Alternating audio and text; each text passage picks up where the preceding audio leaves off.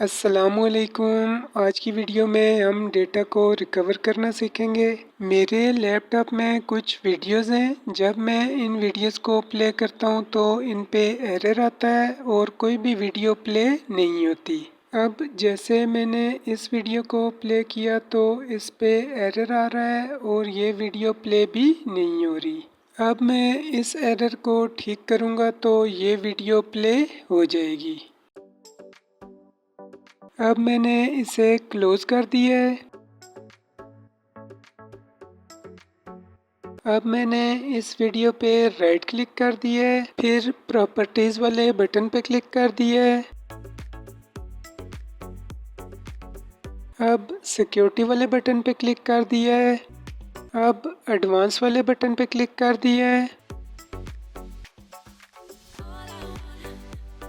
अब चेंज वाले बटन पे क्लिक कर दिया है।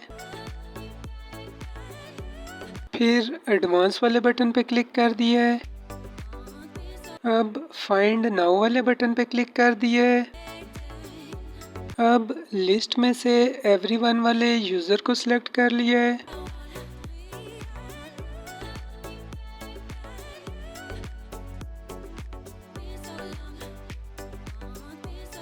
अब ओके वाले बटन पे क्लिक कर दिया है। फिर ओके वाले बटन पे क्लिक कर दिया है। अगेन ओके वाले बटन पे क्लिक कर दिया है और फिर से ओके वाले बटन पे क्लिक कर दिया है। अब कुछ सेटिंग्स और भी करनी है।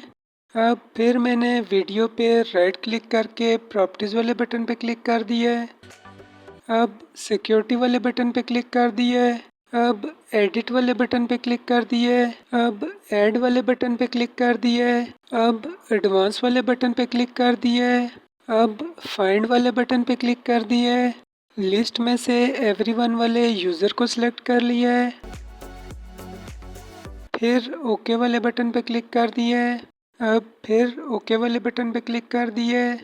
अब इन तमाम बॉक्सेस पे आपने क्लिक करके टिक लगा लेना है।